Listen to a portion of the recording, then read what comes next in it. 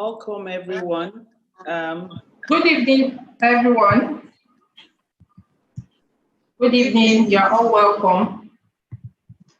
We welcome you to our event, the WiGE event of year 2020.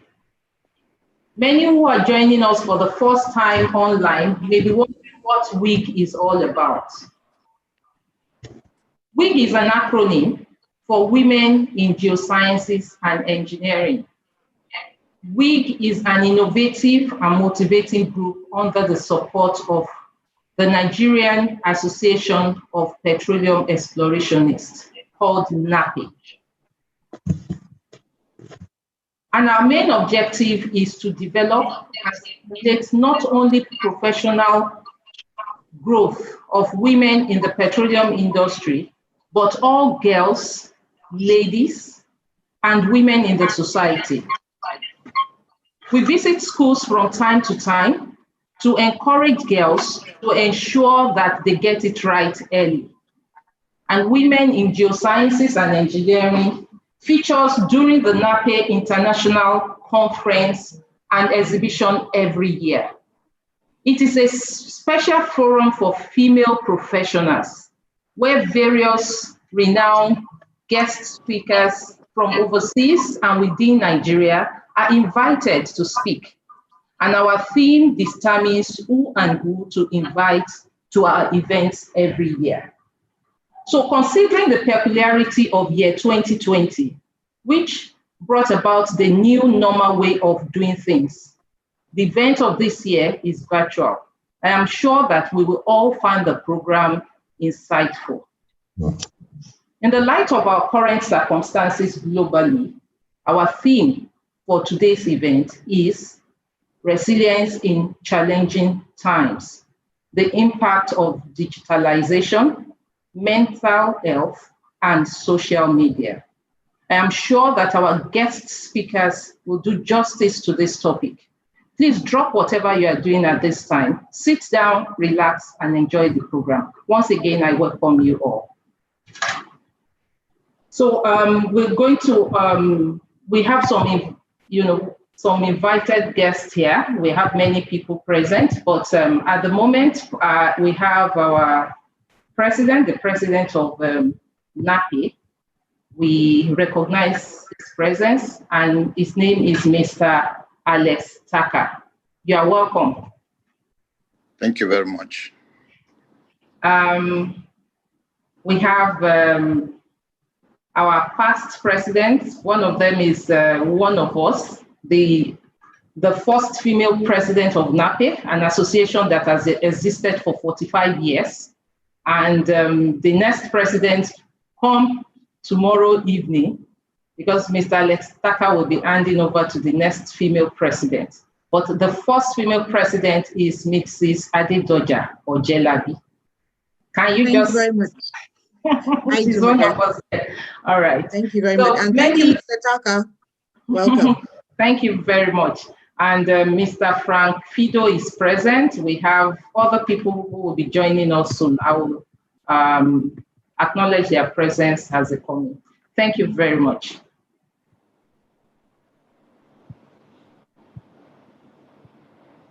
I don't know if I've missed anyone out, but okay.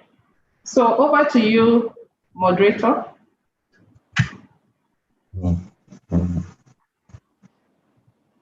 You are all very welcome. Once again, you are welcome to this program. And without wasting much time, because time is really of essence, and we have a very exciting topic in front of us. And so without wasting much time, I am just going to introduce our speakers who would be taking us through this topic. And if you look at the topic, it says Resilience in Challenging Times, the impact of digitalization, mental health, and social media. These are the three babies that have been peddled everywhere in recent times. And then COVID, of course, also came and rubbed in with them very, very much. At the end of the day, we see the way the world is changing. By the time we came into 2020, we were speaking of a distant future where one day we will all be working from home, we will be spending all our time on the internet. And it was some distance. Little did we know that the reality is going to hit us so quickly. And then by the time we started dealing with the realities which we were not prepared for at all, we find out that so much has played into the plates. There's digitalization is no more one nice to have, it's a necessity. Social media is the way to, is the new country. Somebody said Mike Zuckerberg rules a country that's bigger than America. And that's correct, really.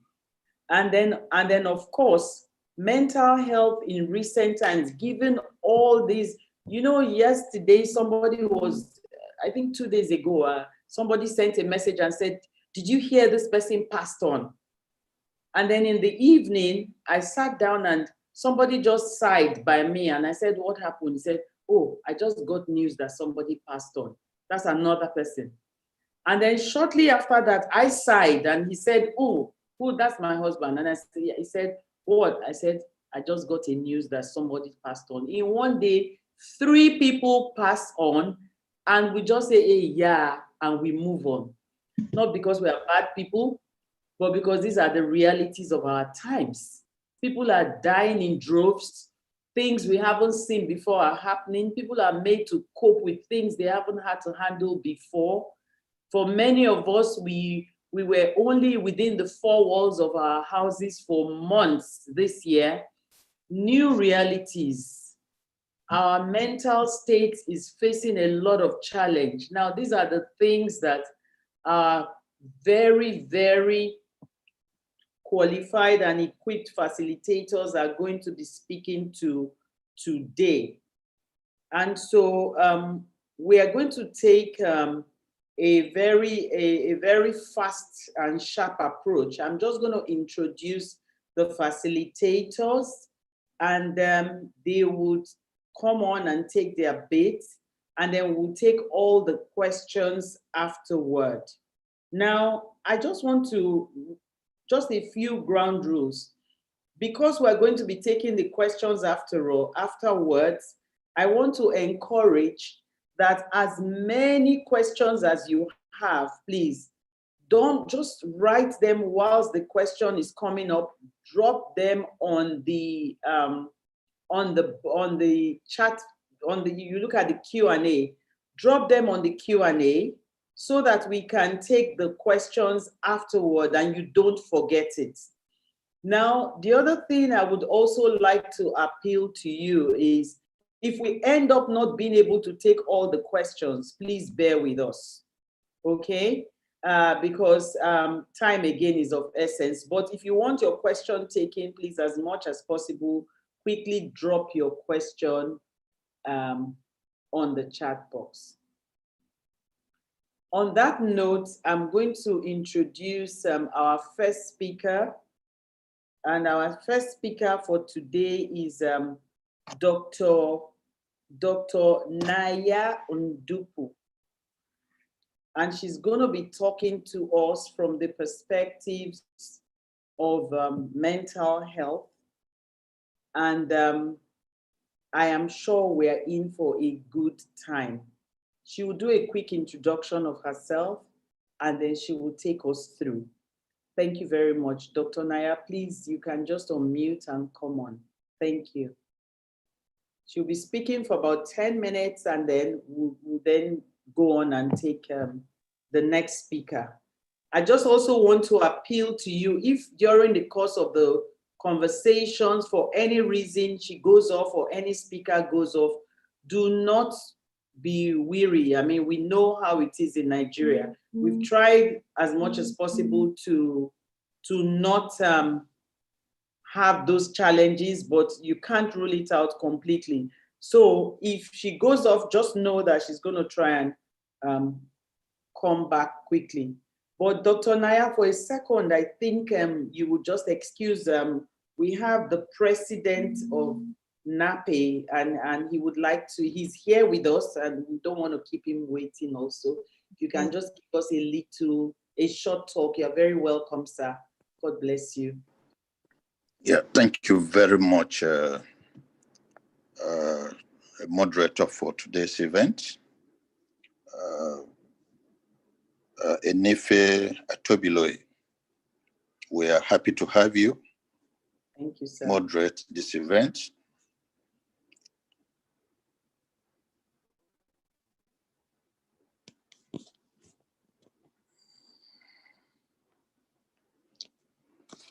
Hello. I can hear you. Hello? We can hear you, sir. We can hear you loud and clear, Mr. President. You can go ahead. On behalf of NAPE executive and the entire membership, I want to appreciate the great job, so many things being packaged by women in geoscience and engineering. We're excited to be associated with this group. I had the opportunity of attending the session for last year and seeing what you have packaged this year. The beauty and the importance of what women in geoscience and engineering are doing cannot be overemphasized. I want to assure you, entire organizers and executive of this program, that we will continue to partner together. The pre-conference field trip was a wonderful package, very successful. The topic for today is very timely. The impact of digitalization, mental health, and social media. If I had my way, I would have added fake news, because that is part of what we are struggling with. When anybody speaks near me, I don't know which one to take. That is where we are today. I will suggest that in the course of discussion, let one of the speakers touch a little on this fake news and how we can navigate around it. It is killing. It is killing. I don't want to take our time. We will be here to support women in geoscience. I'm going to be a part of this program. I will patiently listen, because I strongly believe, as a father and a responsible husband, there will be things I will be able to take out of here for my family and for myself. So soon after rounding up with the technical session, I will come back to get fully into the program of today. Once again, we appreciate the distinguished speakers. Ndopu in particular is a very familiar name. One of the Ndopus was my boss, directly in NAPIMS. The room is so quiet. So we are excited to have subject matter experts talking to us this evening. And we are very hopeful that at the end of this, each and every participant will have something to take away.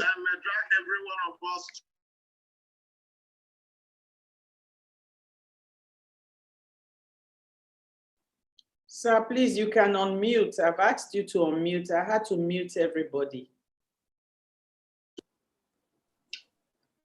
Thank you, sir. Hello? Yes, sir, we can hear you. I say I appreciate. Can we all keep our devices muted, please? Thank you.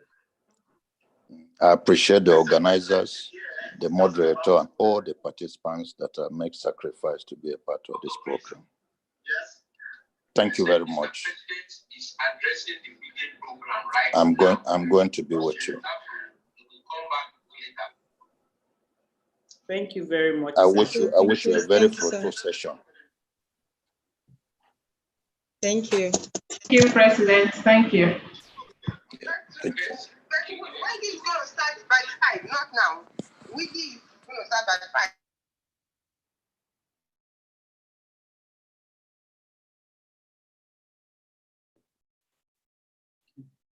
All right. Thank you very much, sir. Thank you very much. I just want to appeal that we all ensure that our devices are muted so that we can hear ourselves. Okay.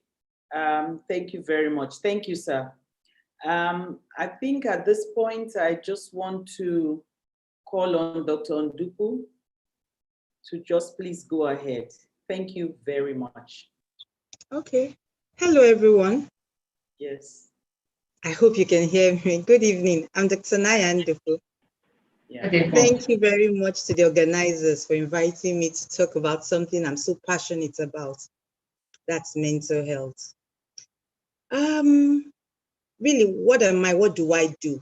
I'll call myself, to a layman, I would say I'm a behavioral and mind consultant. To the medical person, I will probably say I'm a psychiatrist. That way, for obvious reasons, because one, the layman gets frightened by that word, psychiatrist. So telling him it's practically the same thing that I'm a behavioral and mind consultant, it's easier for him to be more receptive to what it is I have to say. Mental health, we've never taken our mental health seriously.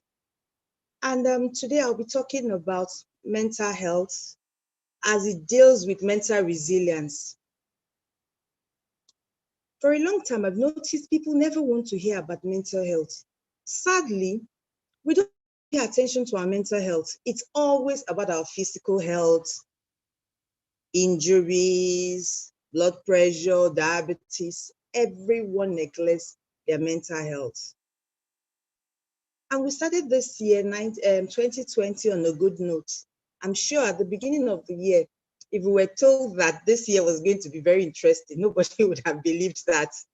And I was having a discussion with someone. I said, it just started with December. We got into January. By February, it just became as if the months, there was a fast forward. And you look back and you say, really, we've been home for 7 months. We've been home for that much. 10 months have gone by just like that. We are at the end of the year. Yes, it's true. This is our new reality to an extent. Now, you may be wondering out there that really you've heard people talk about mental health and what exactly it is. Let me break it down. Mental health just has everything to do with your emotional, your psychological, and we even say sometimes your social health. I'll break it further to mean the way you feel, the way you think, and the way you act. That's all about your mental health. Why has mental health become so important? And now, when we talk of mental wellness, what really is mental wellness? Because that's my focus. I'm not here to, bore you with pathologies or psychopathologies about mental health issues. And my focus today is on mental wellness. What really is mental wellness? I told you what mental health entails. Mental wellness just has to do with your ability to cope with everyday stressors while maintaining ability to function effectively, socializing, working, learning, even taking care of your personal hygiene and health. So don't think that mental health or mental wellness just means the absence of a mental health disorder. It's not. A lot of people get that confused and think that because I don't have a diagnosed condition, be it depression, be it anxiety, that means I'm fine mentally. Sorry to bust your bubble, that's not correct. So you may not have mental health issues. However, when it comes to mental wellness, you are not doing well.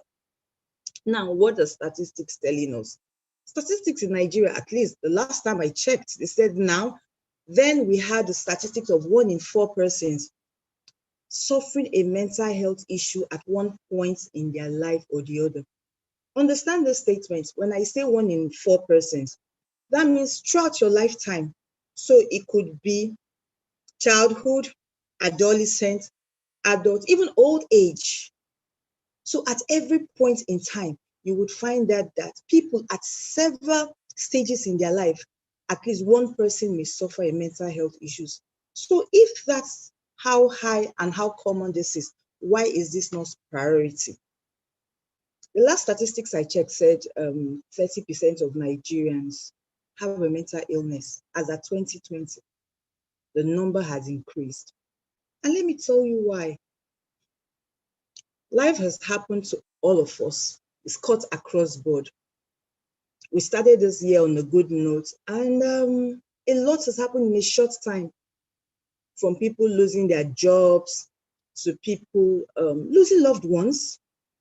The Nigeria speaker just told us about 3 people in one day, death here, death there, and it's just been back to back. So you can understand why there have been increased cases of mental health. And very interestingly, what I find in practice is that people who never talked about mental illness, all of a sudden, since the onset of COVID, a lot of companies, a lot of people are seeking help because they're unable to manage their new normal. The new normal, how do you tell someone you have to be, if you have a job, okay, you are not working, you have to work from home. There are benefits from working outside the house. Do you know that statistics had showed us that when the COVID lockdown started in Europe and other places, they had more cases of domestic violence. Marriages were falling apart. Why is that? It's obvious. Most times work keeps you out of the house. And so whatever kind of arrangement you have that you call marriage, you find that because I go out of my house daily, I return, there's less contact with your spouse, there's less contact with your significant other. So incidences of misunderstanding, things leading to domestic violence and the rest was less up until we're all forced to be locked down in our homes. We started having high cases of that. We started having high cases of rape. Every day, that was what we were hearing. That means there was really something that was happening. So if you're not working from home and outside your home and you're forced to be in-house, that's a challenge for some people. It has come with a major struggle. I know people who had not been able to function to this new normal. It didn't make sense to them. Do you want to talk about mothers who have kids and you're trying to meet a deadline and the kids are all over the place and you're just wondering, I can't even give a presentation in my house anymore? That's the truth, and that's the reality where we find ourselves. Knowing the statistics, knowing all that is happening, you see why I think it's so important we talk about mental resilience. Mental resilience is just our ability to bounce back in the face of difficulties, in the face of challenge. Now, you may say you don't have a mental health challenge, but really, have you been able to bounce back in the face of all that had happened in the last 10 months? That's a question we all need to ask ourselves. Have you? We had barely come out of COVID, and the next thing was NSAS, and we are like, from one to the next, at least for those of you who reside in Lagos, you notice that it had added, yes, there was a good cause. It has added to the stress. There was a lockdown. There was a practical lockdown because activities, traffic, it just wasn't the stress. So when we talk about people's ability to cope with everyday stressors, things like this, and we thought we've had the last of it. And next thing was the whole incidents that followed the protest and one thing, and then more and more people were affected. More and more people broke down. You know what? If you've never paid attention to your mental health, I think it's now. It's now, all these that had happened in the last 10 months had wake-up call. It's been a wake-up call for everyone. And even for those who had never prioritized, who had never believed or thought they had mental health, they had seen a need to begin to look into their mental health. Because it had led to a change. How do you know there's a change in my mental health? I may not be sleeping well. I'm having problems concentrating. I'm getting more irritable. I'm having to use substances more. Substances could even be your coffee. Substances could be your sleeping meds. You just find that there's a need to go, ways of coping. That's a pointer. Sadly, we don't pay too much attention to that. But when you start having changes, having to do with your thinking pattern, your behavior, or even your feeling, some people had just been having persistent low mood. It took the pandemic and the lockdown for people who were fine initially to develop depression, to develop anxiety. We have seen so many. We have seen a surge in the presenting of this case, of cases like this. And really, there's no better time than talking about mental health, that we know that this part of us exists. And it's even, as far as I'm concerned, as far as we are concerned in the mental health field, it's even more important than your physical health, that's always so much overemphasized. Imagine you are not mentally stable. How would you even know you have a physical health condition? And then, unlike what the layman thinks, the layman will probably think that when they say mental health, it just has to do with people on the streets. Sorry to disappoint you. Sorry to disappoint you. Majority of people who have mental health challenges or who develop mental health challenges aren't those on the streets. They're actually the minority. A lot of people are in offices. A lot of people are there in our homes. Statistics says in every workplace, 1 in 5 persons has a mental health issue. So nobody is immune. When you understand that you're not immune to mental health issues, then you see a need that, you know what, this aspect of my health, I need to pay attention to it. Now, what does it entail?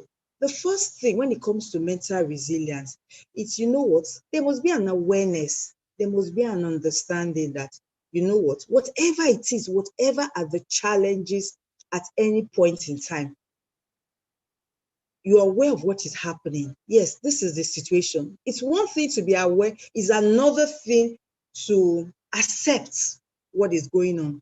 There are people I know who are still yet to accept the reality on ground. I remember some months ago, I told someone, I said, this is our new normal. Kids may not go to school for about 1 year. What do you want to do about it? And then accepting the new normal, the next thing you need to know, we need to understand what's within my control, what's out of my control. Because like I would always say, that's the onset of anxiety for a lot of people. Inability to know this is within my control and that is out of my control. Because when you understand that COVID happened to all of us, that's a bit out of your control, really. What is within your control is how do you want to manage this going forward? What is it I want to do to cope? I am forced to be at home. I have been laid off. Okay, that's my reality. What do I want to do about it? I may just want to be there and sorrow and feel depressed and, you know, worry for myself. Or I may want to look at it differently and you say, you know what, it's happened. What's the next line of action? How do I do? How do I pick up myself? You may even be in a situation where the reality of the union you are in dawns on you because you're at home, you begin to see the flaws of your partner more. And then you feel that, you know what, I don't think this is what I can live with. It's your new reality. You need to make a decision on how you want to cope. So I've talked about an awareness of what exactly is going on, what situation you find yourself. In addition to that is an acceptance. Acceptance, knowing that, okay, I'm accepting what is happening. There's a lot happening in this country. Things are tough. I accept, you know, that they are there rather than be in denial. Failure to accept may lead to denial, and you just live in a fool's paradise, or you're just in a different world, and it appears you're still living life like normal, forgetting that a lot has happened and may have its influence on your finances, on your social life, on every aspect of your life. So now that you have come to terms with accepting the current situation, you need to sit down and really analyze. Nothing is as bad as it looks, trust me. Even the worst case. People feel that your mind just has a way it blows it out of proportion. If you calm down and understand, nothing is as bad as it's painted. We know these things. And so sometimes at that point in time, your mind may have exaggerated everything you're going through.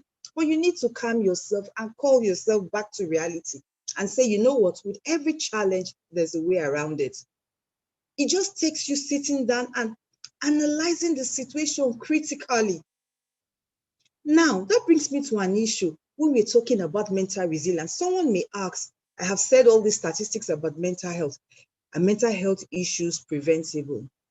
I would tell you it's a bit dicey to answer. And sincerely, from a medical perspective, I would say not exactly, because there are several factors that attribute to you having a mental illness. However, can you help yourself? If we know that there's an extent to which I have control over preventing development of a mental illness, how do I help myself? There are basic things you would do. Take, for instance, the COVID, you have so much time on your hand. Rather than just be there lazing around, you want to set a structure for yourself. I know working from home is a bit difficult. It applies to everyone. And particularly when you have that understanding that, you know what, whatever it is I'm experiencing, it cuts across board, but the intensity differs with people. So you begin to see things, and rather than bitter, you look for better ways of coping to your new reality. Another thing we talk about is getting adequate rest, knowing that I can't deal with some of these things. Nothing says you must put yourself under constant pressure. You may find out that I'm not doing well. The signs of stress are all over me. You may need to start drawing a structure if you didn't have one. You may need to prioritize rest. You may need to understand that, you know what, I need to strike a balance. I work from home does not mean that there are no boundaries. I work from home does not mean that I have to work up till 7 p.m. because I'm working from home. That's striking a work-life balance, that you know that these are my limits, these I can do, in addition to having the other aspects of your life taken care of. Your life as a single lady, your life as a married woman, it's very important. And another thing I would say, I know I'm almost out of time. And the last thing I would say is, if you think there are changes in you, there's a need to seek. Rather than remain in denial, you need to seek professional help. Professional help may just mean talking to a professional, and then they advise you on ways on how to resolve issues that may be stressing to you, not necessarily placing you on treatment. So I think it's important we all begin to prioritize our mental health. That's the only way we can begin to develop mental resilience. We know not what 2021 holds for us, but if we begin to build it now, then we are better off. Thank you.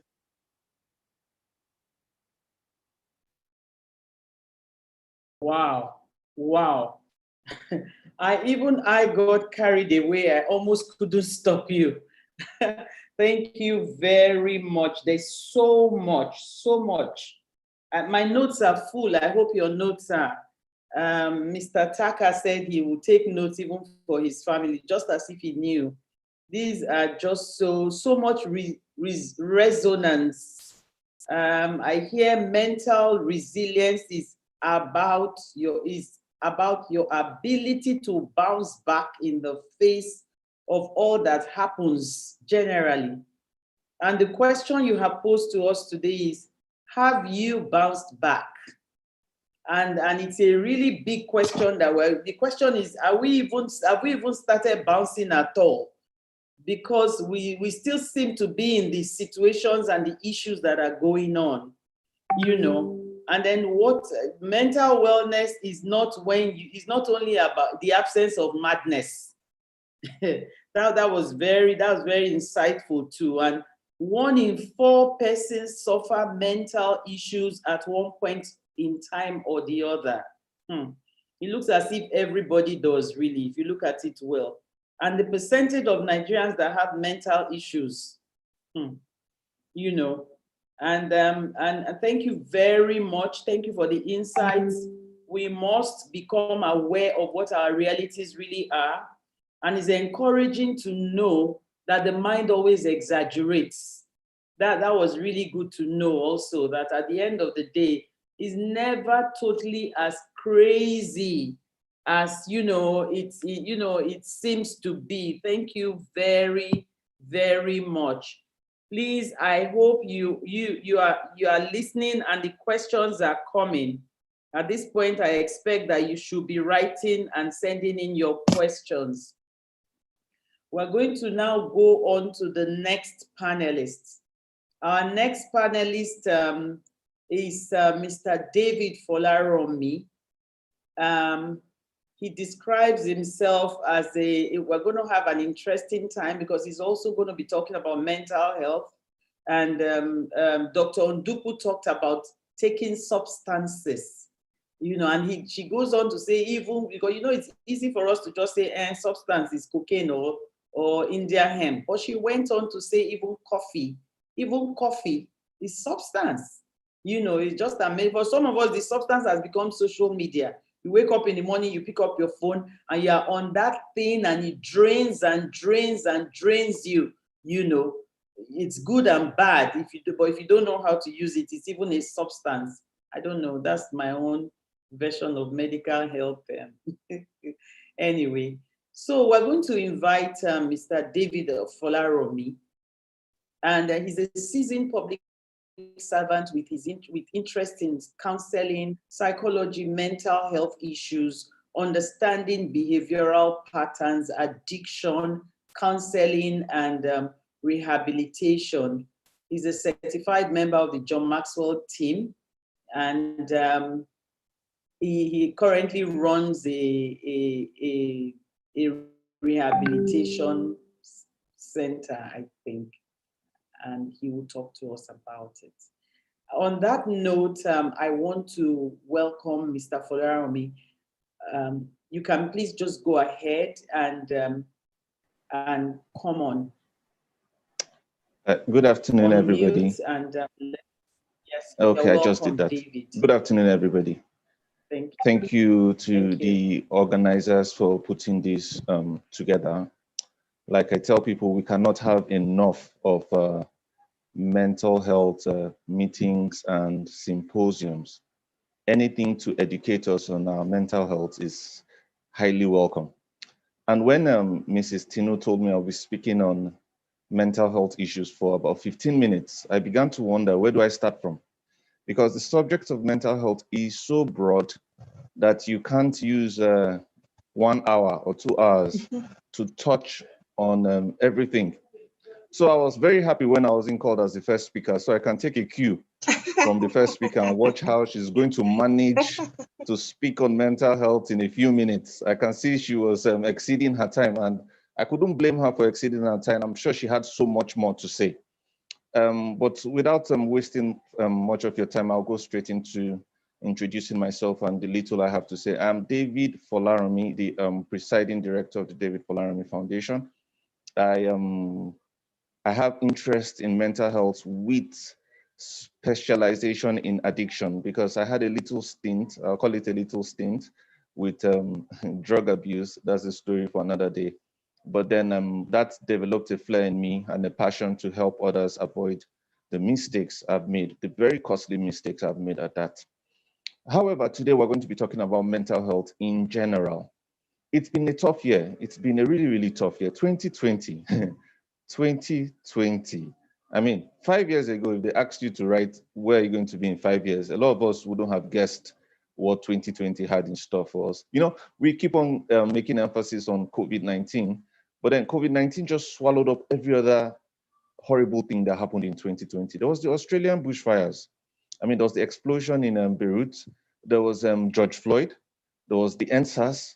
You know, so it was just from one issue to another, one issue to another. And this is horrible for our mental health, because every time you turn on your television, it's bad news.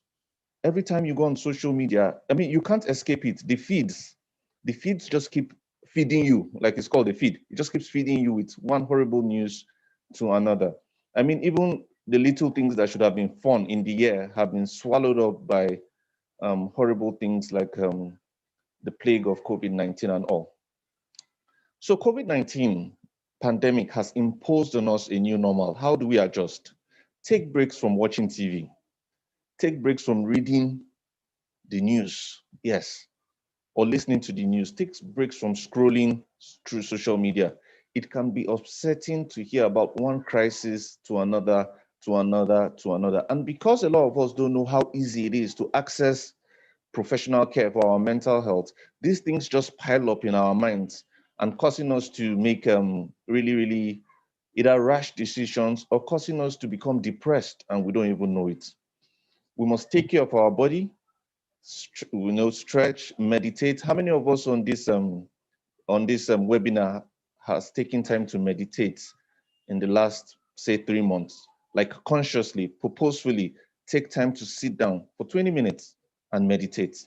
We must try to eat healthy, eat balanced diets, exercise regularly. How many of us go on walks, You know, some of us just get so immersed with one wahala to another, and we just forget to take care of our bodies. That's not good. We must get enough sleep. You know, some people say, what exactly is enough sleep? Scientists will tell you that 8 hours of sleep is good for adults and it's good for our mental health. Avoid using substances. The United Nations Office on Drugs and Crime have estimated that substance use in Nigeria, I'm speaking for Nigeria, went up by 35% during the lockdown period. This is because a lot of people decided to start experimenting with substances. A lot of people started saying, okay, this drug that someone has told me about in the past, now is the time to use it. After all, I'm not working or I'm not going to school. I'm just sitting at home. My mom or my dad is bossing me around. I'm stuck with a spouse. The previous speaker was talking about the high divorce rates in COVID-19. Yes, that's very true. And then this has caused a lot of people to, in turn, try out substances, which is really, really bad. You must accept that there may be disappointments or frustration at changing plans, such as vacations or family trips. You should set your mind to accept that some of these things might change. You know, the subtopic I'm talking about is COVID has imposed a new normal on us. So some of us usually travel for summer. A lot of people travel to UK or US or somewhere in Europe for summer, but you couldn't go this year. Before the summer came, I had told myself that, okay, this year we're not going to be able to travel. You know, even if the money was there, the whole hassle of it is just too much. My sister traveled to Turkey a few weeks back, and she was telling me about the isolation, 2 weeks isolation. I think she got out yesterday. You know, she was isolated for 2 weeks and things like that. So all of this weigh on our mental health. You know, they just heap so much pressure on us. So we must adjust our minds to know that some of these things will have to be cancelled. Now, what can be triggers for anxiety, depression, panic attacks, hostility, outbursts of violence, especially in close quarters, and the sort recently expressed with the answers? You see, this is very long and complex. Each mental health issue is peculiar to the individual. Like I always tell people when I speak, it's not a one size fits all sort of thing. Mental health treatment of mental health issues is unique to each individual. I might show a level of depression because of something that is bothering me, and Mr. B might show that same level of depression. You don't expect to treat both of us the exact same way. Now, some people reacted to the NSAS protest by just shutting down totally, while some others reacted to the NSAS protest by going out to take substances or to use alcohol in excess. So we all react to several things that are thrown at us that affect our mental health. We all react to them differently. How do we identify these triggers? How to de-escalate a potential violent situation? This is similar to the question I just answered. We must figure out the underlying cause of the behavior we're displaying before we can actually treat it. You know, someone said mental health issues is usually the effect of mental health issues is usually the fruits, but then the cause of mental health issues is usually the roots. So we must actually find out what exactly is making a person to react in a particular way. And that's the way we can handle it or treat it. Coping skills, especially children and young people, that is discussions, exercise, and positive distractions, less exposure to social media. I was reading a brief from the United Nations yesterday, and I was told that children under 7 years of age should watch TV for only 20 minutes in a day. I don't think a lot of us are guilty of that. So, I mean, we must watch the screen time we allot to our younger ones and ourselves too, really. Sometimes the TV in my house is just off, not because I don't want to watch TV, but because I want my mind to rest from all of the negativity that comes out from the media these days. Many has lost their jobs. Many are afraid of losing theirs. You're not alone. A lot of people lost their jobs, especially in the beginning parts of COVID. There were so many layoffs, you know, everybody was just sacking people, reducing their work staff and things like that. You must give yourself time to adjust, accept reality, avoid beating yourself up. Think of your job loss as a temporary setback. You must speak to yourself. This job loss is a temporary setback. I'm going to bounce back. I'm going to come out stronger. I'm going to get something better. Use that period to develop yourself. I used to tell people, I mean, COVID-19 caused a lockdown, but a few people took advantage of that lockdown. A few people developed themselves. Some people learned a second international language. Some people started an online course. A lot of people did things to make themselves better so that when the world balances, then they can get back as better people.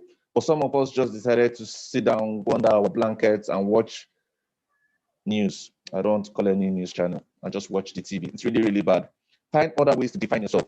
Pursue activities that bring purpose. Somebody said, life is about finding a purpose, knowing your purpose, and fulfilling it. This is the time to find your purpose if you haven't done that already. It's just for you to dig deep. What am I here on earth for? What exactly is my purpose on earth here? Eat well, of course, you must eat well, eat healthy, have a balanced diet, take care of yourself, keep a regular routine. You must keep a regular routine. Some have lost loved ones, unfortunately, and my condolences to anyone here who might have lost a loved one during these very trying periods. How to cope with that grief? Accept or acknowledge your pain. Accept that grief can be a trigger, many different and unexpected emotions. When we grieve, our grief can come out in different ways. That's why when somebody is bereaved and has lost a family member, you really can't tell how the person is going to act towards seemingly normal situations. Understand that your grieving process will be unique to just you. So you don't expect people to, oh, this guy lost his mom or he lost his dad, and you expect people to be sad with you till the time you are done being sad. It's not really going to happen that way. Support yourself emotionally by taking care of yourself physically. Draw comfort from your faith. Many of us are Christians. I'm a born-again Christian child of God. And then I always draw comfort from my faith. The Bible says David encouraged himself in the Lord. And that's why when things go really bad for me, I draw comfort from my faith. I know Jesus is always there for me. Don't let anyone tell you how to feel. Very importantly, I always tell people, if somebody is sad, the person has the right to be sad. If she's angry, she has the right to be angry. You can't tell somebody how to feel. I can't tell Mrs. Tinu, don't be sad. I don't have that right. I don't live inside of her. I don't know what is making her sad. I don't know what's making her express any of those emotions. So I can only empathize with her, try to put myself in her shoes, and just relate to what she's going through. More importantly, I think the first speaker spoke about getting professional help. That's very important. Contact a counselor, a professional therapist, if your feelings or grief intensifies.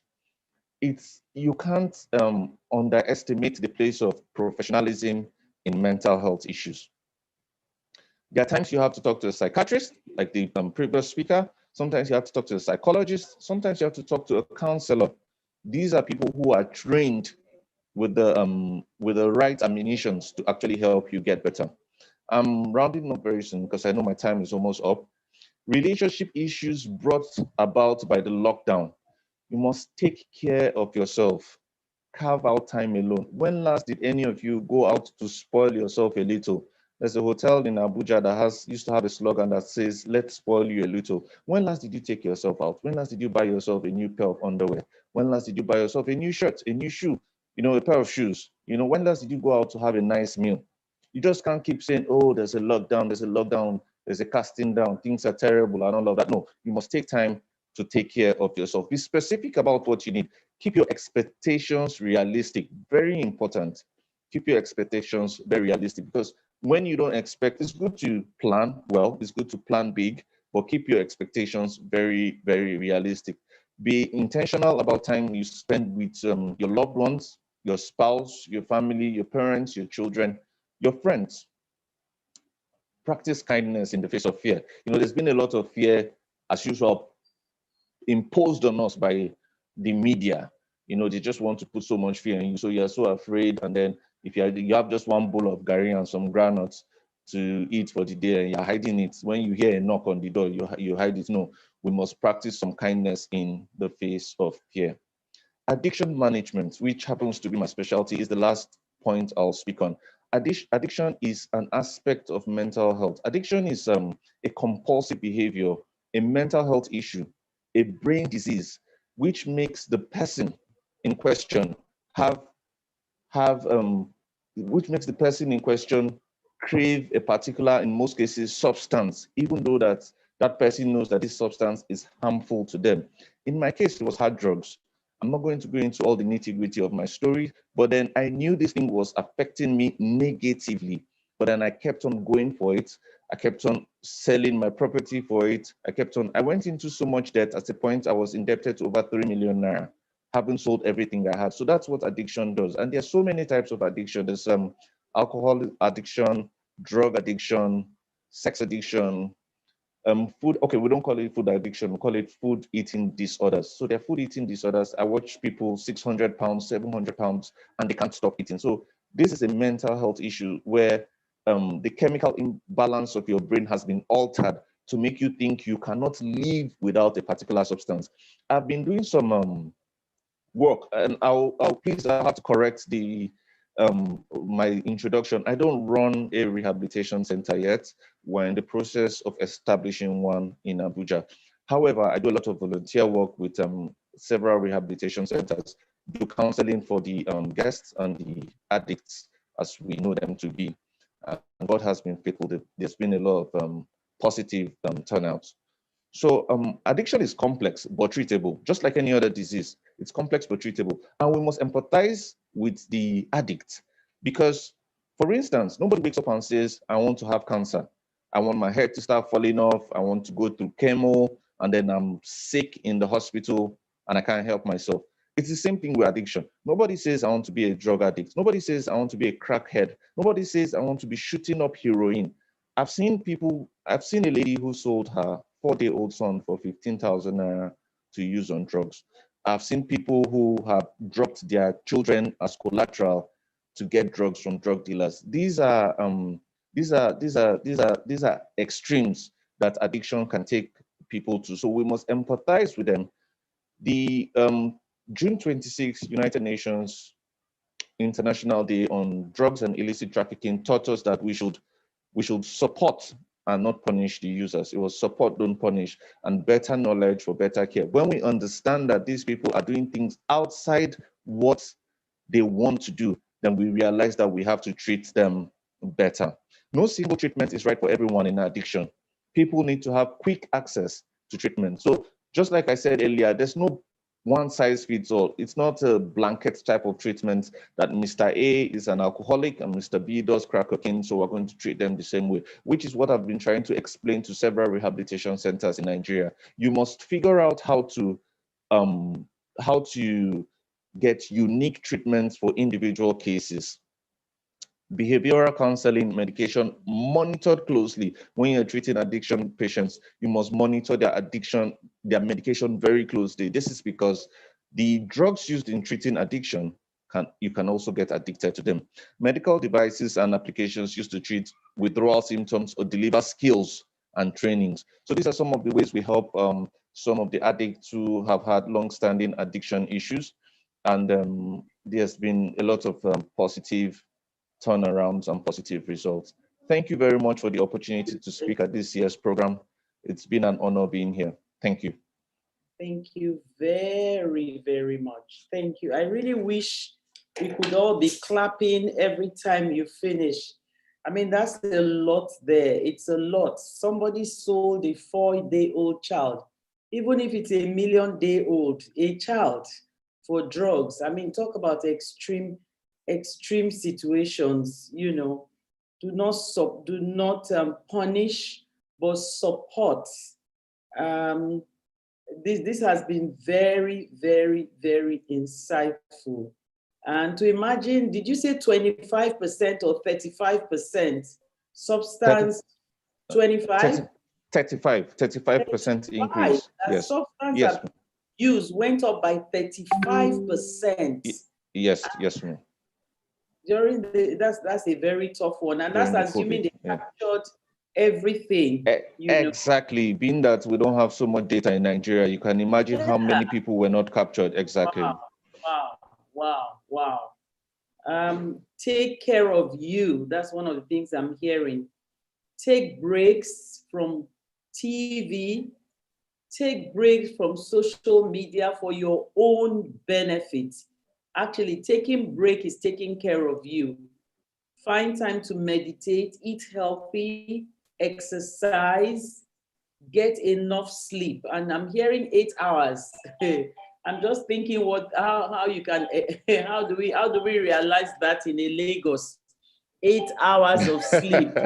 Wow. It's almost impossible. I know it's almost impossible. And use the opportunity to develop yourself. Sorry, a phone is ringing. Use the opportunity to develop yourself, and then identify your source and form the habit of going back to your source. That was a lot. Thank you very much. Your questions should be coming by now. Let us send in our questions. The Q&A box is open. We will go on with the other speakers, but I just want to use this opportunity to acknowledge the presence of some very, very important people. They will get a chance to speak later on in the program. We have Mrs. Marcelli here in our midst. She's the first chairperson of WiGE. We also have Professor Ajakaye. You are welcome, Mrs. Marcelli. We have Professor Ajakaye also. She's here. She's one of WiGE's advisors and the first female professor of geophysics in Africa. We welcome you. And we have the General Secretary of NAPE, Mr. Emmanuel Egbele. We welcome you, sir. We also have the President-elect, Mrs. Patricia Ochogbu. You are very welcome. Thank you very much. Without wasting too much time, we're just going to go quickly to our next speaker. Our next speaker is Mr. Frank Ilogbe. And Mr. Frank is going to be speaking to us on this whole social media thing. We have just been told, Mr. Frank, that we should go off social media. So, so maybe we should just cancel your session. But anyway, Mr. Frank is a creative visionary, a professional, and he is very, he has breadth and depth also in terms of experience in this field. Currently works with Sahara Group, but maintains a very large base, growing base on Instagram, TikTok, and he finds a lot of expression in that space. And now, Mr. Frank, we are being told not to go there again. I don't know how you are going to what you are going to tell us now, but you are very welcome. Please take the stage. We would ask you to speak for about the 10 minutes, and if you have questions, please go ahead and just dump the questions as he speaks. There will be a time for us to take those questions. Thank you very much, Mr. Frank. Please, the stage is yours. Thank you very much, Madam. Bonsoir, everybody. And, you know, it was actually very interesting just listening to the first two speakers talk about mental health and the importance of taking care of our mental well-being. The truth is that we pay so much attention to our physical and our spiritual, especially in Nigeria, our spiritual well-being, and we forget to check on our mental health. And while they were speaking, I was like, interesting, really interesting, because this year, 2020, if at all you never really looked or paid attention to your mental health, 2020 forced you to look within and to question a lot of things. I'm just going to go ahead and share my screen. I have a very short presentation. And by way of introduction, my name is Frank, Thank you very much, Madam, for the opportunity to be here. I'm very, very grateful. A lot has changed. A lot has changed in the past years. You know, life as we knew it is gradually and sometimes rapidly changing. So you find there's this lady, maybe her name is Cynthia. She's in Ojueleba. She's about to go to work in the morning. It's a beautiful morning, and she stops at a coffee shop to pick up a cup of coffee. And she's greeted by this gentleman called Jack. And Jack is a barista who works in the coffee shop, and he serves her this coffee, and he greets her with a smile. He's very kind, and he's also very chatty because he needs a good rating. I'm sure we understand the concept of rating. If you've ever taken an Uber or Bolt, you understand what it means to rate. Some drivers, even if they're giving you very shabby service, they'll ask you for their rating because the rating is actually very important. But this is actually a screen grab from a movie on Netflix called Black Mirror. And what this scene depicts, or what this actual episode depicts, is the projection of what life could be with the advances in technology and social media. And so what this is that for the lady, Cynthia, for her to enter into this coffee shop, she needs to have a particular rating. If not, she will not be allowed entrance into the shop. And for Jack, if Jack wants to continue working at this coffee shop, Jack needs his rating to be at least above 3.5. Now, this is just a depiction, but we've seen this trickle down into society and even our personal lives, where you judge yourself based on the number of people who follow you, the number of people who are forwarding or retweeting your messages, and number of likes and number of reshares. And it's actually very interesting that people who believe in themselves come on social media and all of a sudden they feel down because of the things that they've seen. Okay, just to touch on digitalization. Over the last couple of years, we've seen the effect of digitalization in different parts of life, in business, in commerce, in the way we communicate, right? It was very interesting to see that right now you can actually just wake up in the morning, and I mean, during the lockdown, I watched a whole season of a show. And that was actually very interesting because many years before, during the times of Super Story and Papa Jasco, you had to wait on particular days to be able to watch these shows. And if you missed it, the only way you will get a rerun of the show is through the discussions that happen in school. I mean, that was the way I grew up. But now you can actually just binge watch shows. All these were not possible prior. These are just some of the changes. My next slide here shows Amazon Go. Now, many of us who are familiar or who have ever used Amazon, the concept of the Amazon Go really is you walk into the shop with your app, you scan your app, you enter into the shop, and you pick up anything, and you just go. That's it. Like, you don't need to check out, you don't need anything else. You just need to enter with your app, and you are gone. You know, they're trying to improve the way life is. And these are all some of the advances that we've seen in technology. You can see Netflix, Gmail, Spotify, etc. Please, if you have your mobile phone, if you have another device, can you just go on this link and let's just run a quick survey. It won't take up to 1 minute, just a quick survey so we know how many of us have social media platforms and what we do on these social media platforms. Okay, so it's poll, EV is for everywhere.com /Frank ITOM 138. And if you are there, I'll share my screen so we see some of these responses. Again, it's POLLEV.com /Frank ITOM 138. Okay. Just a second.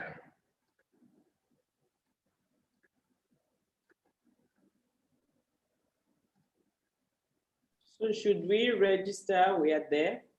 Yeah, you actually don't need to register. I think you just need to put in a name or something, and yeah, you're good to go. Okay. Just a second. So let me share the responses.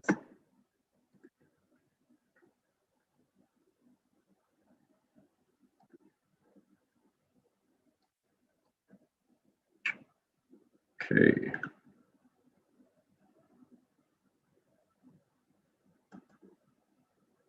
Okay, so I'll activate the first one. All right. So now you can just vote. Why do you use your social media? Why do you use social media? Is it to meet new people, to share opinions, to stay up to date, for entertainment? I'm not able to share the screen, so I'll just read out the responses I'm getting. So 44% says for entertainment. Oh, okay. That's going down. Okay, so we have a lot of people who say it is to meet new people and to stay in touch. That is, just give it 5 more seconds. And okay, so a lot of people say it's to stay up to date. All right, so the next question is, what is your favorite social media application? So this one is it's a word cloud. You just type in if you have LinkedIn or you like Instagram or you like TikTok, right? Twitter, WhatsApp, Instagram. WhatsApp is leading for obvious reasons. WhatsApp, okay. So it seems like WhatsApp followed by Instagram are the top applications being used by our viewers, right? And that's actually really very interesting as well, if you think about it. Okay, so we say the reason why we're on social media is to meet new people and to stay up to date. And we chose our preferred social media platform is WhatsApp. Interesting. Okay, just by, can you still see my screen? I'm sure you can see my screen, okay? Just by way of statistics, the average user or the average person has about 7 social media accounts: Snapchat, Instagram, LinkedIn, Twitter, YouTube. I particularly have Pinterest, YouTube, and the likes, right? And for Instagram, over 95 million photos are uploaded to Instagram each day. 95 million photos or videos, as it were, right? So the speakers who spoke before me talked about the lockdown, and a lot of these kind of engagements happened on social media. Social media was on fire. I'm sure if you were on Instagram, right, you were either tempted to join a live, or you actually joined a particular live, whether you were joining a workout session or you were joining different webinars. You know, there are a lot of people who are talking about post-COVID, life after COVID and all of that, right? And for some of us, it was actually just too much. It was too much for our mental health, and we couldn't really focus because it looked like life was moving really fast while some people were grappling with a new reality and with the fate of if they were even going to survive the pandemic. Okay. I don't know. You understand? Social media really has, I mean, at the beginning, we thought social media was going to bridge the gap of communication. I mean, I have friends who are on another time zone, and with the help of social media, we're actually able to keep communication going. But we find that social media is also serving as a block between creating real relations, right? Real interactions with people. So you are in a meeting with your friends, or you go visiting your friend, and everyone is on their phone. You're at a party where people are supposed to be networking, and everyone is on their phone, you know, talking to other people, whereas there are people who you should be creating connections with, right? I'm sure maybe one of us, or we know someone who has been guilty of it. I have. What are some of the impacts of social media? We've seen some of these impacts in politics. I mean, there were the palliatives being discovered. There were people who were talking about social media regulation, and we've seen the effect of how some people have been petitioned because of their social media use or because of the grievances against these people in politics. For relationships, you've seen relationship goals. You know, you think your relationship is thriving until you come on social media and you see people who are actually taking trips to different continents, landing in different cities with their loved ones, and you're like, this relationship is actually not going anywhere, right? And there are both good sides to it, and there are also the negative effects of these things. Personally, during the NSAS campaign and the NSAS movement, I don't think I have ever had so much stress on my mental health like I have, or like I did during the early weeks in October. And we're going to talk about something that really made me go off social media. And I went off social media for 7 days. During the lockdown, I was fortunate enough to have participated in a competition, a challenge on social media called the Bob Daddy Challenge. And that birthed the rise of Frank Item. And personally, I mean, I'm talking from my personal experience. That personally gave me a spotlight where I had a lot of people following me on different accounts. And it was awesome. It was amazing until when the pressures began to mount. A lot of people sending you messages and asking when I'm dropping the next video, and they keep sending you more challenges. You need to jump on this, you need to jump on this, right?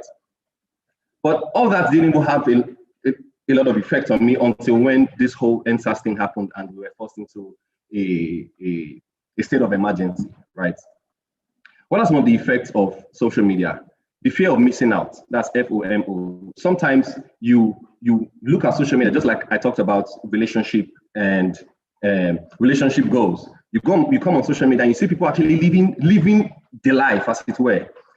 Even though we've seen time and time again that many of these things being perpetrated on social media are actually fake, but we see these things and we believe that life is actually happening out there and we need to go and start living that life.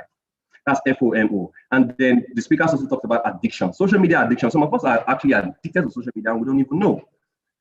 A classical example is my mom. My mom is on WhatsApp. She's the professor, the provost, the dean of WhatsApp University. And my mother will send you messages upon messages upon messages, forwarding how you should be careful, how they just discovered the cure of coronavirus, and if you take this and take this and take that, you know, it's so funny how the tables turned from young people being addicted to social media to actually some of our parents being more addicted to social media, and that's actually very interesting.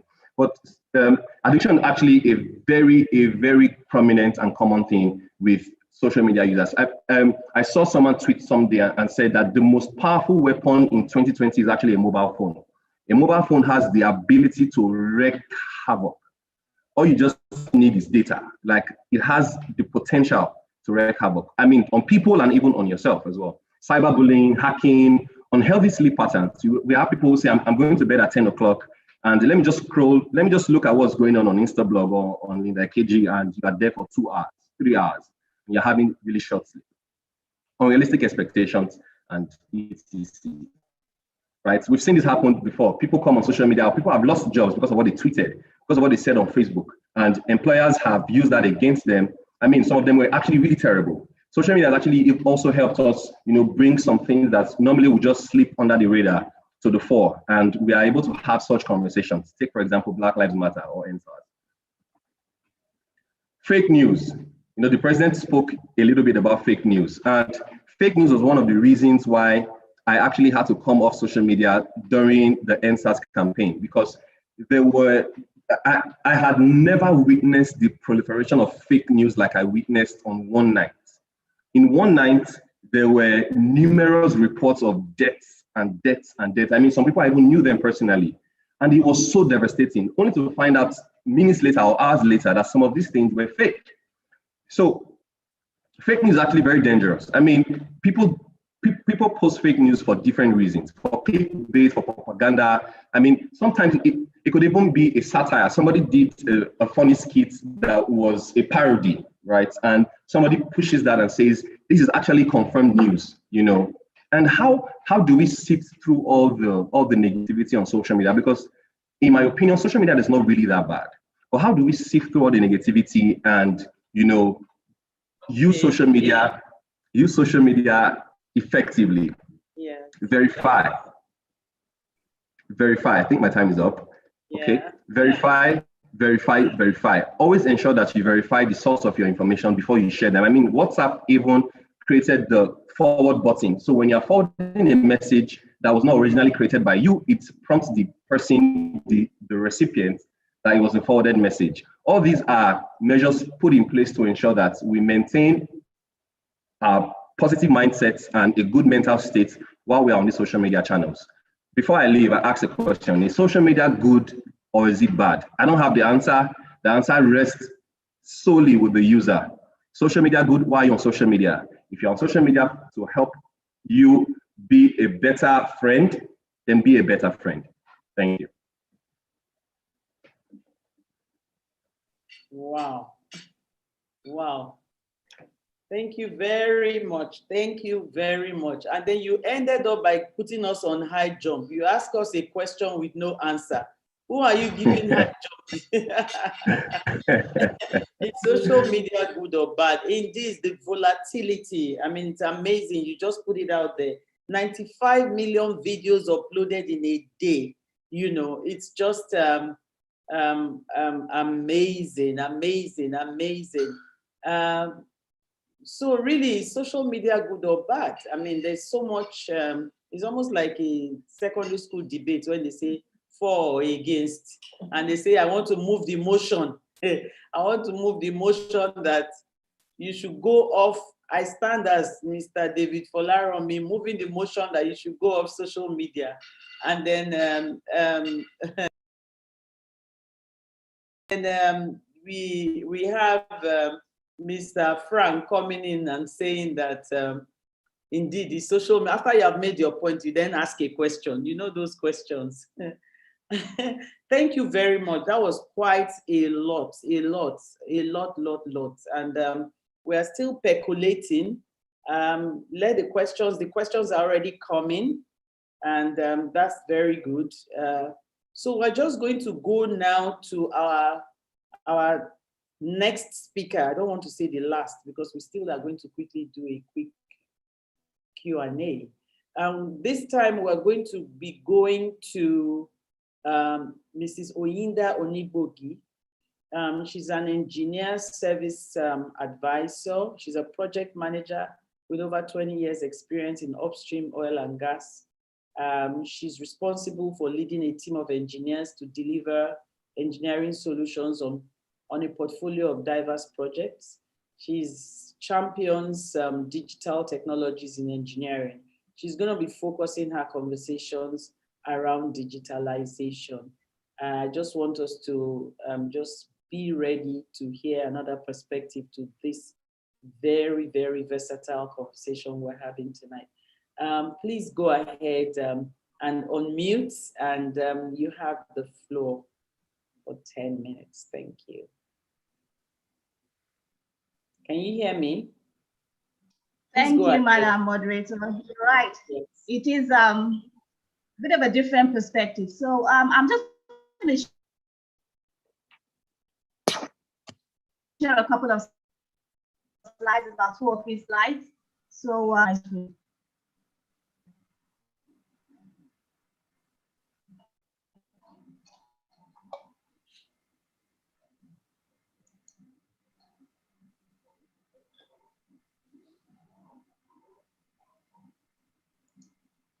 are you sharing your slides?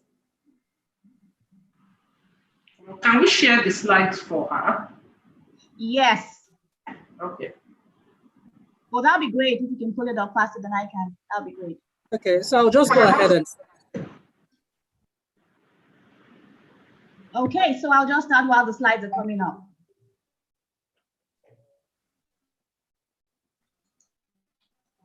Okay. Resilience in these challenging times. I'm sure you will that what with the COVID situation, the economic situation in the country, the financial situation, the security situations, we are indeed in challenging times. And what we need to recover in the midst of these challenging times is resilience. One of the enablers for resilience is digitalization.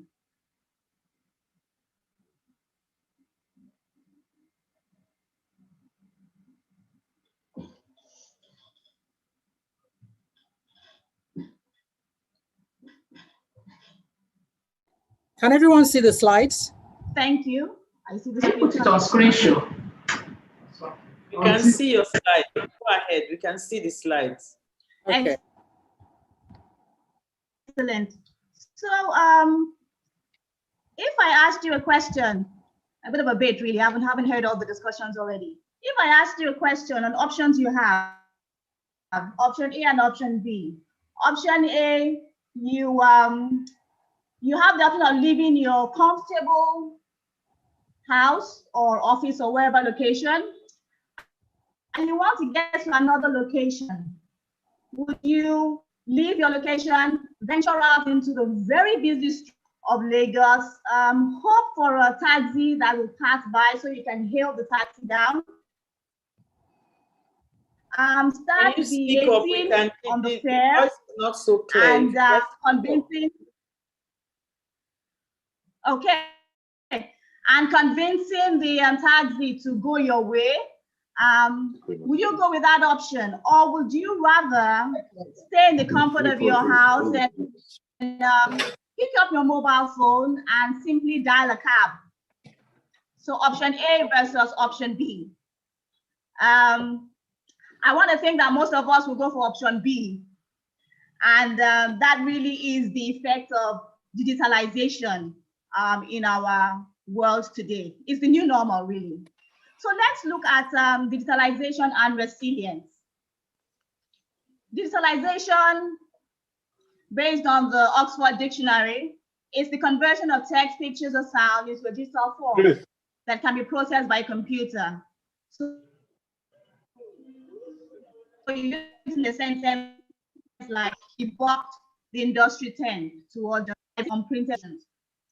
But I want to draw our attention to the second definition, which is a bit more technical, and it is the process of employing digital technologies and information to transform business operations. I'm just going to pause here for a sound check. Please, can you? Not sound check, please. Not so clearly. Please, on the chat box, if you can hear, can you just say yes? Can you just respond on the chat box? If I you can hear her very well, loud and clear on this end. Okay, great. I can hear her. Yes, we can all hear her. Okay, the yeses are coming. That means they can hear you. Please, can we all mute, keep our phone, devices muted, and only Thanks for the confirmation. Thank you. Great, thank you. Go ahead. So resilience is the capacity to recover quickly. Spring back into shape, toughness.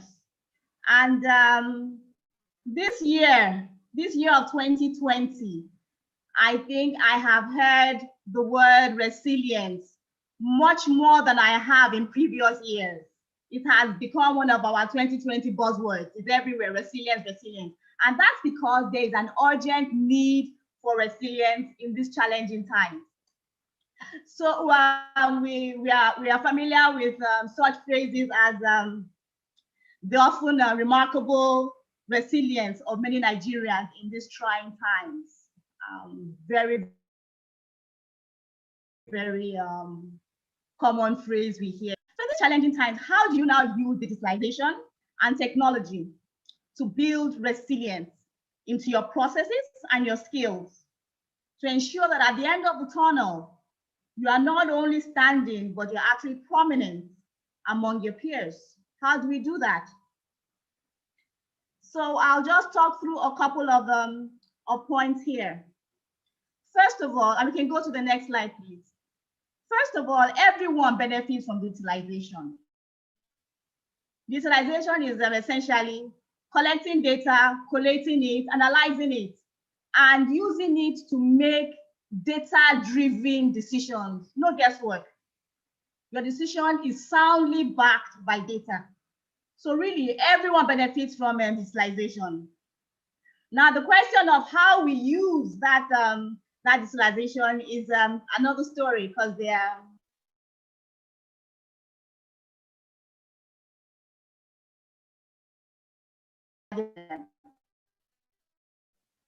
then communication.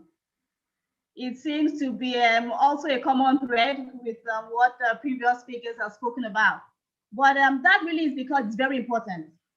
We are constantly communicating, we are collaborating, and we cannot overemphasize the need for it to be done efficiently and effectively. So some things you need to consider when communicating. You need to know what's the point of your communication.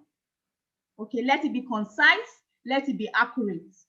You also need to consider your audience and the platforms. Fran spoke about several social media. We have LinkedIn, Instagram, WhatsApp, and the like. So like the example he quoted, don't go putting your video, your LinkedIn profile that is meant for connecting with professionals and the like. You really need to understand your audience and the platform that you're using and ensure that they are well aligned. You need to understand and know your sources of communication. Again, highlighted by other panelists, because it is very important to understand the content owners. You need to understand their viewpoints and make sure that it's not fake news, it's not fake media being propagated by you. Please be very conscious about that. I'll take the next 2 points together: creating value with digitalization and tapping into opportunities in our industry. And I'll take it from a perspective from my own engineering world. I will tell you that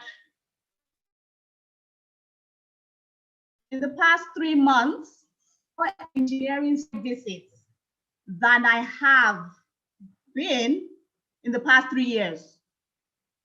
A huge difference just over this past couple of months. I have been virtually, of course. I have been to offshore platforms. I have been to onshore rigs. I have been to FPSOs. I've been to FSOs. I've been to gas plants. All in the 3 months, in these past 3 months. And that really was able to be achieved using digitalization. So there's an application we have, a device we have. It's called the HoloLens. It's a Microsoft product,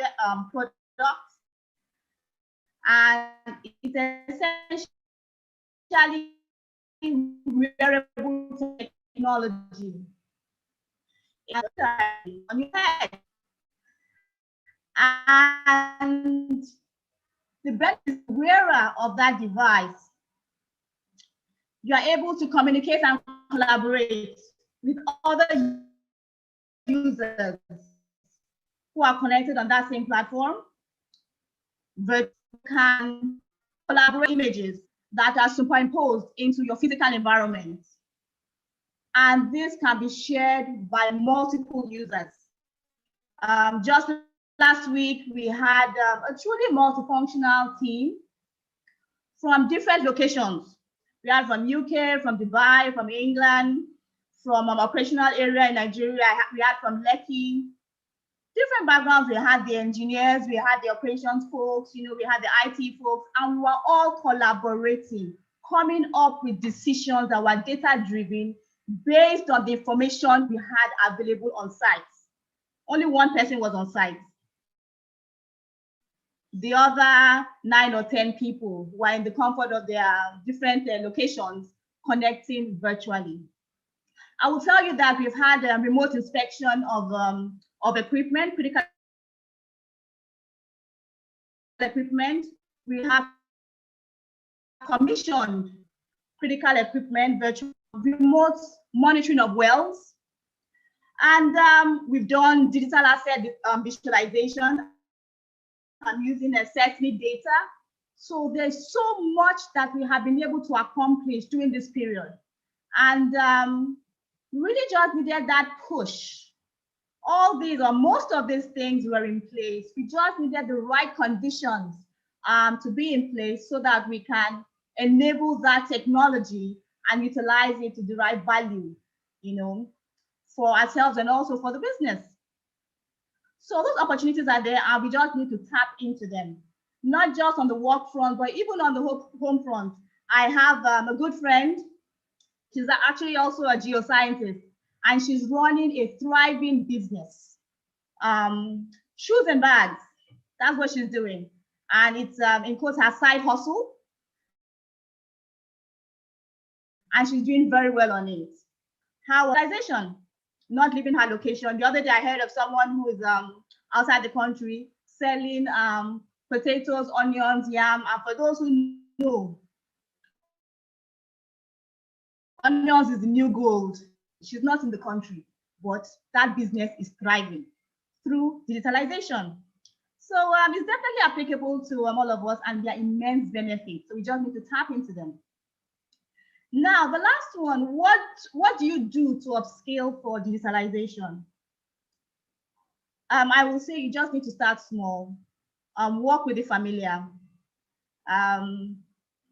No bias here, but it's often said that those who are in the STEM career or have a STEM inclinations have very, very good, almost superior analytic skills. So you already have that. So build up on that. Okay, just build up on what you consider in this boom of digitalization. If you can, things like programming, data analytics, and then for those who want take it even higher, artificial intelligence and machine learning. There's a lots of stuff out there. My IT mentor challenged me that I should learn programming, and I thought, how am I going to start learning programming at this age of my life? But I took up the challenge, which is essentially what we all need to do. We need to embrace the new normal, embrace digitalization. Okay. I took up the challenge, and within a week, working with my team, we developed a solution that met our unique business need. So it can be done, and we just need to embrace it. Thank you. Now, someone did mention while I was presenting this slide, report, because funding is often seen as a big challenge, you know, for businesses or basically any venture, talk less of digitalization. And my guidance, and I put it out there, caveats, I'm not a financial expert, and those who know me know that I'm definitely not, but I would say just start small, consider savings, loans from a friend, venture capitalists and bank loans. Those are available, but just start small and try to grow it. You just need to start off somewhere. You just need to start and take it on from there. Indeed. So I will actually close with a question that I started out with on the example of the traditional taxi driver or the digital Uber, or decision on which option we will go for. But really the message really is that you really need to embrace this change that is coming up right now. You really need to embrace it. You either adapt or you cease to exist. Okay. That's it.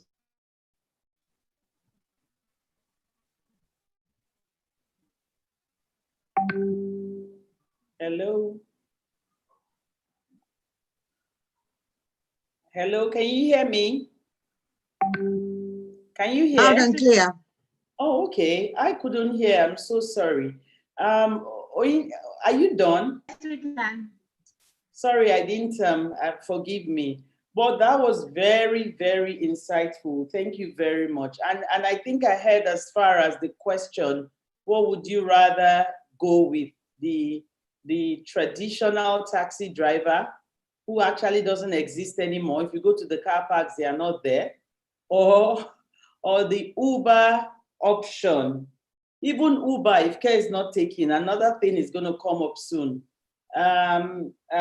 We need to embrace the change. I don't even know that we have an option anymore. See what COVID has done to us. We are having this conference online here now, whether we like it or not.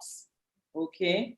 And indeed, the point you made about digitalization facilitating the resilience we're talking about, that is very, very critical and profound. Thank you very much. At this point, we are going to now go into the Q&A sessions. So we have a couple of questions already up there. And the first person is asking, I think this person is addressing, this question is being addressed to, it says, you recommend 2 hours per day for kids, and for younger children, 2 to 5, 1 hour per day. Is this a question? Not so clear now. It's not so clear. I think this is speaking to Mr. Folaromy though. Mr. Folaromy, I don't know, can you decode this? Maybe this is deep calling onto the deep here. Maybe we are not deep enough to understand. Okay, thank you very much. I think the person was making reference to the point I made about screen time for children. Yes, the person, I don't think it was a question. I think he or she was trying to either correct me or just probably make his or her input. What I said was the UN said, in view of the negative or the negativity being portrayed by the media, we should make sure that our children have screen time of about 20 minutes, which I said we all are guilty of, because I don't think any child in present day Nigeria would let his parents rest if you confine him or her to just 20 minutes of screen time. So I was only quoting what I read in the UN brief just yesterday. So the person who made that point might be correct. I think he was trying to correct me, saying, I don't know, I didn't really get you 2 hours or an hour, depending on the age of the child. Maybe the person should be more explicit if it's a question or it's a suggestion. Thank you very much. Okay, so you have a chance to answer and to also just type it out now. And you would see we have a number of questions that have already come up and have been answered by our very efficient panelists. Thank you very much. Hello, Ifeanyi. Please, can you? Good evening. How now? Can you be elect? I'm CPE. I'm CPE.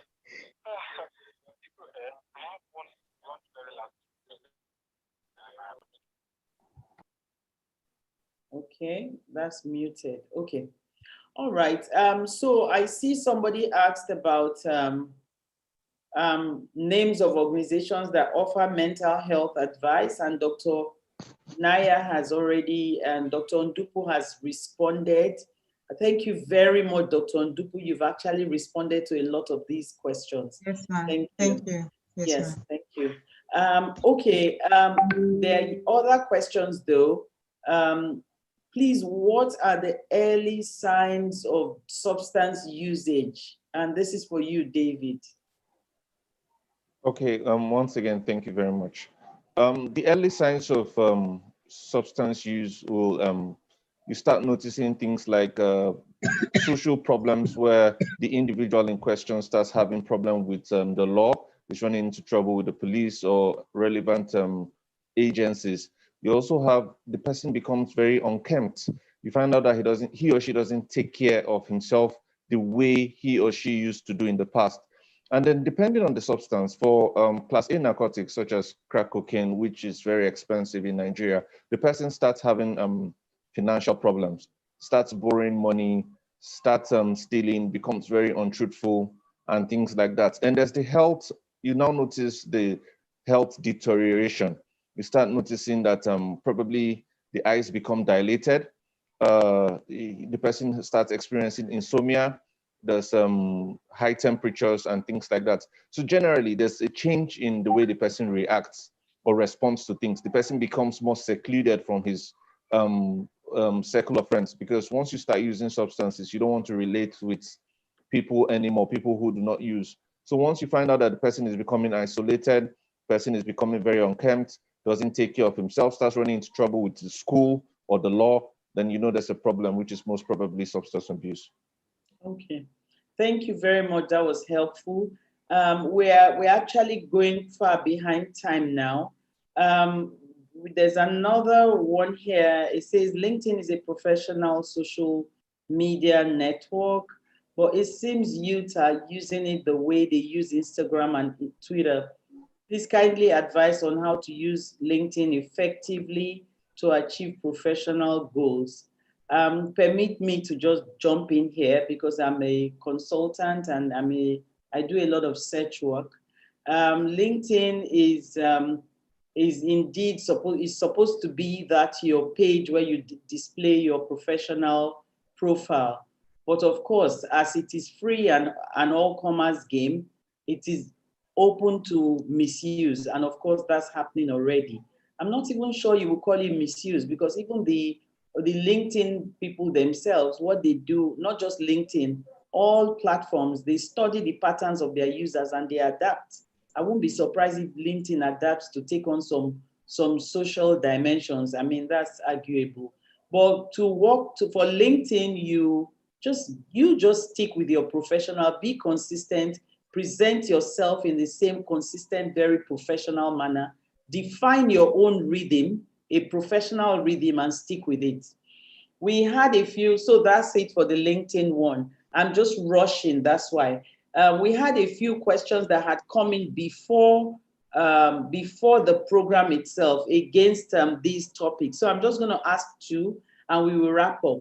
The first one, and this will be going for Olinda, it says, given the experience in the past year, which digital skills do you think oil and gas industry practitioners should invest in going forward to 2021, especially women? Okay, so the good thing is that there are lots of skills out there. What I would recommend, also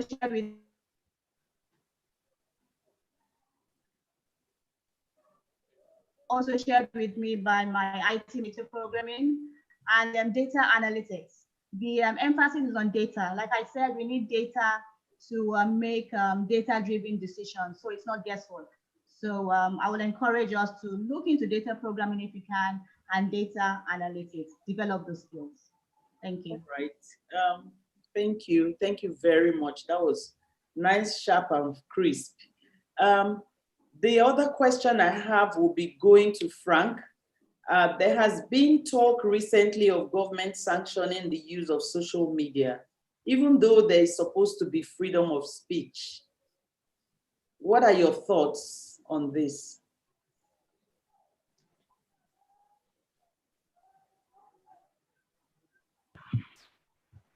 I guess Frank just left for a press, I think a press news or press release or something. Okay, yeah.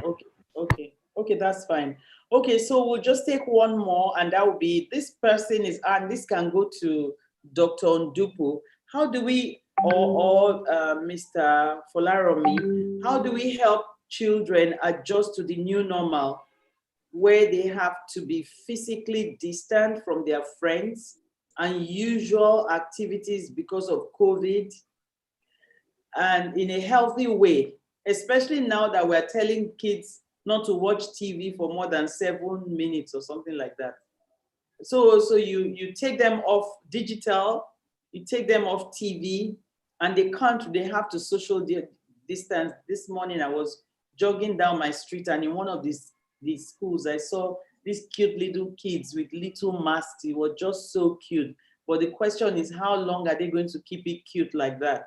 You'll probably exchange it for their friend zone that looks nicer or something. How do you manage that, the kids? Let's give this to Dr. Ndupu, please.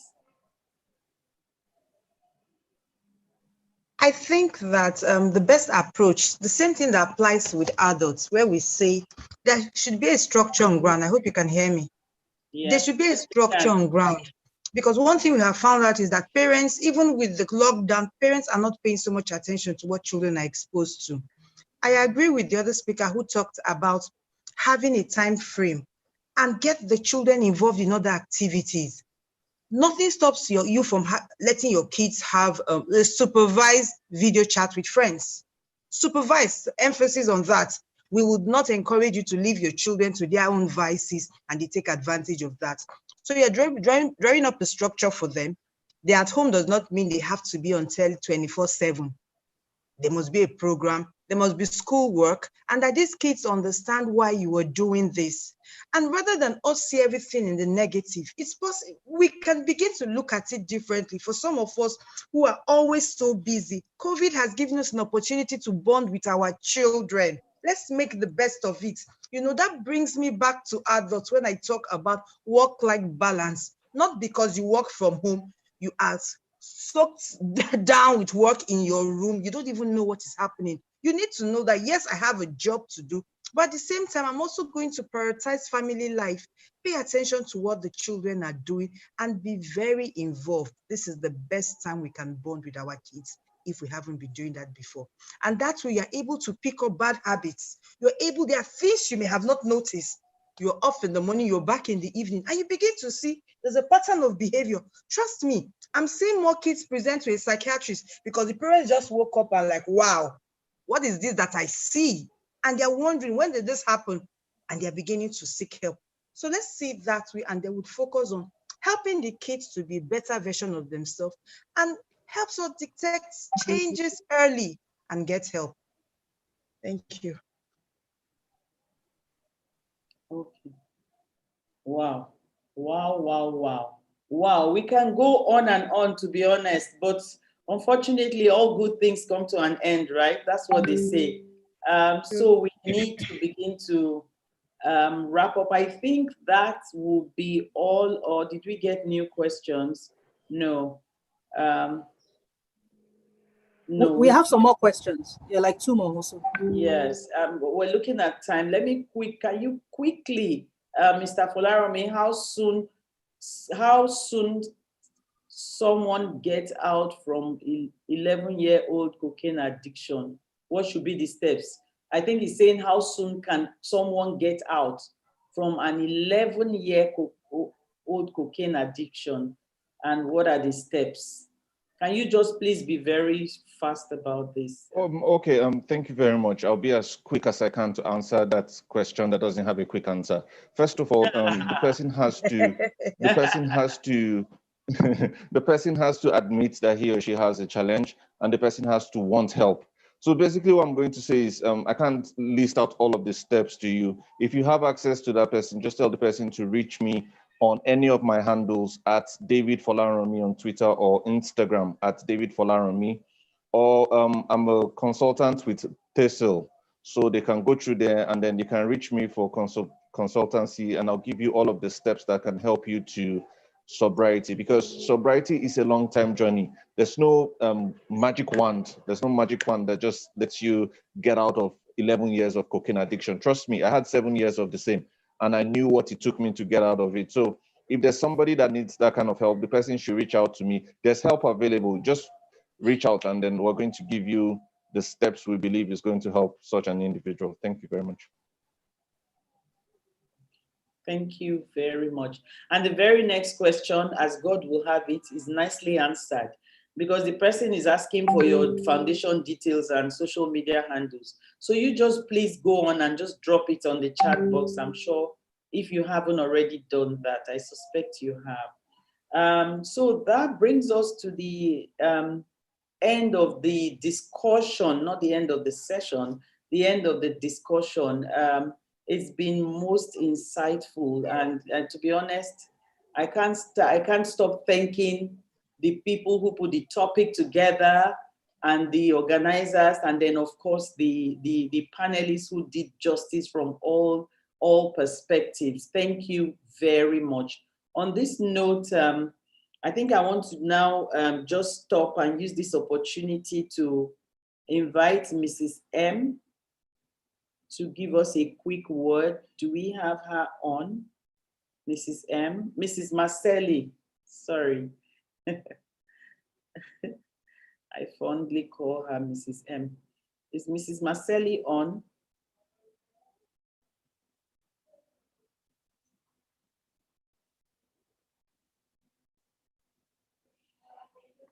Is Mrs. Marcelli on? Okay, maybe she has been bumped off. I'm sure she will come back on. So, okay, that's her. So I've asked you to unmute, Mrs. Marcelli. If you just, Can you hear me now? Yes, we can hear you. Can we see your face? Yeah, but she needs to be bumped into the other panel, the other as a panelist. Okay. Can we do that quickly, please? So if they can't, I can just go ahead and speak. Yes, I'm sure. Okay.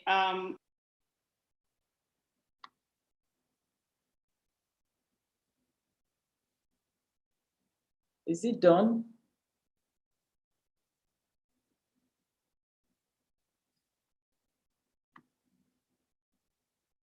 Okay, are we getting help on this, please? You can see me now, right? Oh, yes, we can see you very much. Yes, we can. Nice to see you. Thank you very much. So a quick one because time is fast spent. I want to thank all the organizers and the chairperson, because many years ago, this was her vision. You know, I thank her very much. It was her vision when she was the first female president of NAPI. And she needed somebody. Hi, Mrs. M. Hi. She needed somebody to carry this vision. You know, I helped her deliver while she was on with NAPI presidency job. And I thank God that we were able to start this program, give it a name, and we worked, you know, and I'm so happy that I did that job for like 5-6 years, and I had to retire and leave. But my worry was that who will I hand over to so that WiGE does not die? And we didn't want you to go. So prayerfully, you can return. I handed it over to Dodger, and Dodger has taken it to a very high level. And with all the wonderful team, the dream has not died. We are moving on. We are having positive impact in NAPI. Initially, the men were afraid. NAPI were afraid that, oh, women have come. What are we, you know, what are we all about? But I'm happy that we are part of NAPI. We are bonded to NAPI, and we are, you know, touching lives, bringing value to table. So I'm happy that we've done very well. Thank you for everyone who has contributed and kept the dream and the flag of WiGE flying. Thank you very much. All the wonderful teams. Thank you, Dodger. Thank you, Moderator. Thank you, everyone. I'm so happy. I'm really happy that the vision is on and we're getting higher. Change is good. Thank you very much. Change is good. Thank you very much. Okay, I think at this point we would also just use the opportunity to invite Mrs. Ochogbu to say a word, because Prof is going to our president-elect. In 2 days, she will be our president. Right. From tomorrow night. Mr. Taka, all the apologies to Mr. Taka. Yeah, welcome. Okay. Go ahead. All right. Mr. Taka, no beg, so I beg. Sorry. No, it will still be IPP for the next 1 year. It will still be IPP, yeah. Yes. Good evening, everyone. Can you hear me? Yes, but we can't see you yet, too. She's there. We can see her. My video is on. Yes, we can see. Good evening. Wow, and more wow again. WiGE programs have never disappointed me. I always come in with expectations to learn, and I was not disappointed in any way. For me, my mantra for this conference is to learn, relearn, and unlearn. And thank you all the panelists, Dr. Ndupu, Mr. David, and every other person who has contributed meaningfully today. Lockdown is okay, something we cannot help, but what we can help is how we react to it. And I've learned so much about what I can do personally to improve my life. And I'm sure the almost 100 people that were on when I checked also have gotten something. Once again, WiGE, well done. Thank you, everyone. Have a good evening.